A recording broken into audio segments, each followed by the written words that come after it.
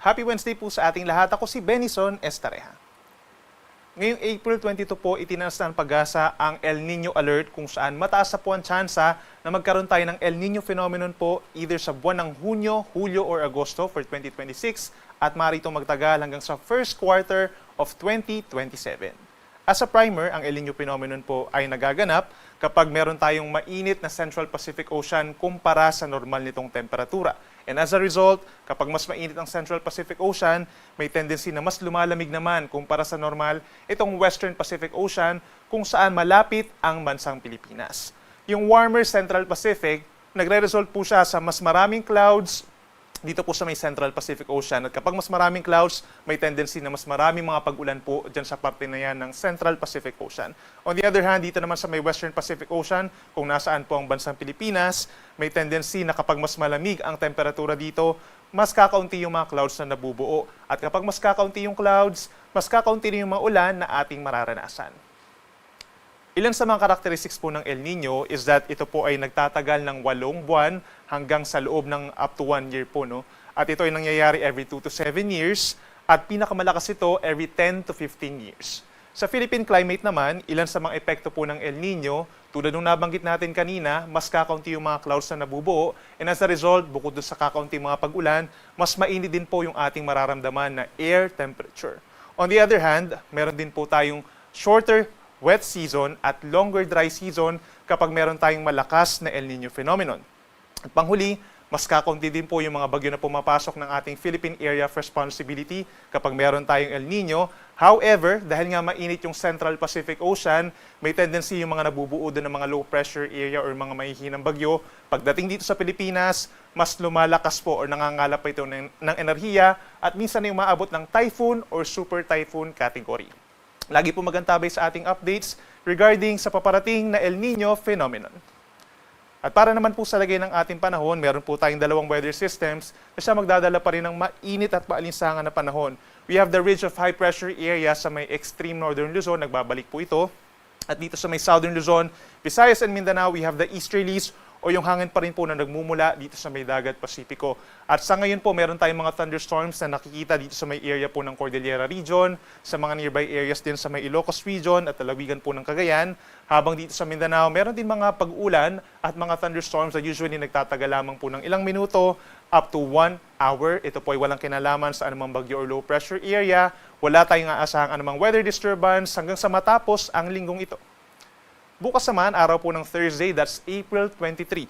Malaking bahagi pa rin po ng Luzon, makakaranas pa rin ng fair weather conditions. Madalas maaraw sa umaga hanggang sa early afternoon.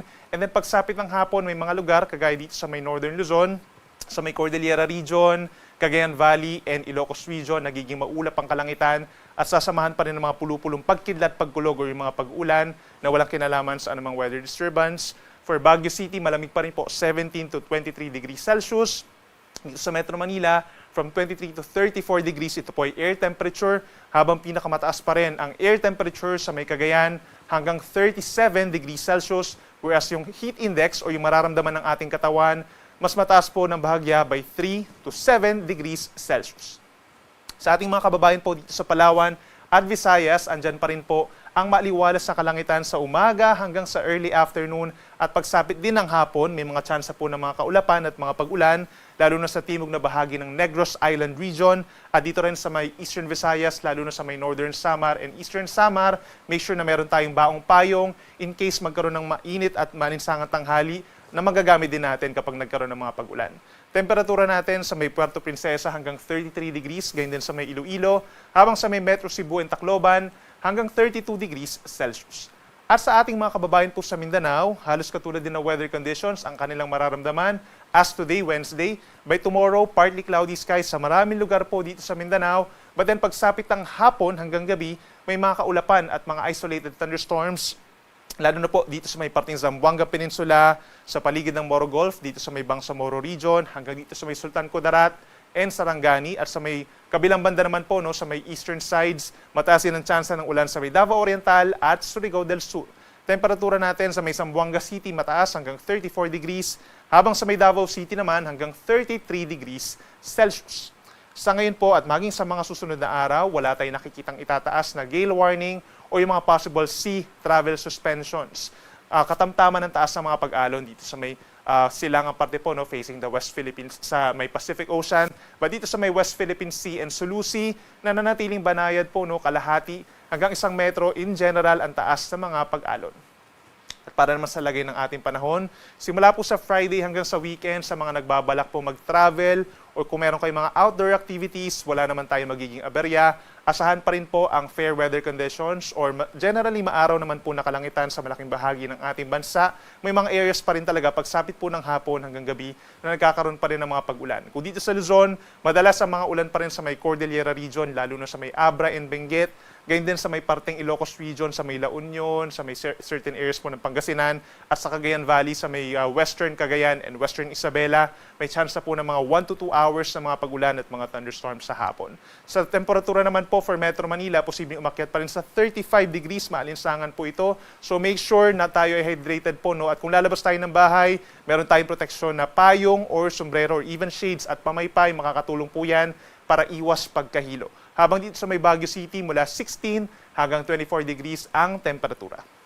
Sa ating mga kababayan po sa Visayas, ideal din po yung pamamasyal in terms of kagandahan ng weather, no? But at the same time, magiging mainit din po at maalinsangan. So make sure na from 10 a.m. to 4 p.m. nga is make sure na nasa loob lamang tayo ng ating bahay kung wala naman tayong importanteng gagawin, no?